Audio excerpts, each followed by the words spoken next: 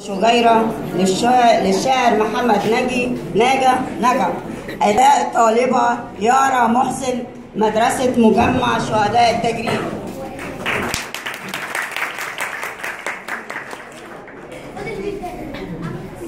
بسم الله الرحمن الرحيم. محافظة الإسكندرية، إدارة الجمرك التعليمية، مدرسة مجمع شهداء رسم لغات. الاسم يارا محمد الصوت، الصف الثاني الإعدادي. قصيدتي بعنوان بين ريح وشجيرة للشاعر إبراهيم محمد نجا.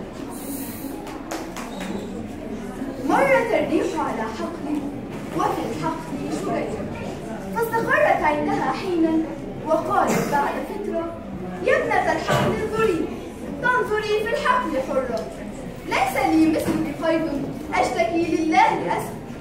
خبريني يا ابنة الليل ويا أخت النهار، خبريني أي شفع لك في هذا القرار. أي نفع لك في هذا؟ ماشي، كملي يا حبيبتي. لما لا تحيين مثلي حرة في كل دار؟ إنني أحيا كما أهوى وتحيين سجيني، أملأ الكون غناء بينما أنت حزينة. هكذا حال غناء وانطلاق وبقاء، بينما حالك صمت وقيود وفناء.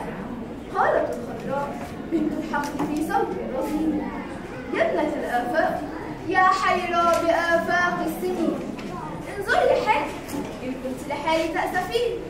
إنني أحيا هنا في ذلك الحقل أميرا، ليس يؤذيني عناء السير في الدنيا كبيرا. كل ما أبغيه يأتي من يد الله قصيرا، إن يكن ذلك أسر فأنا نعم الأسير.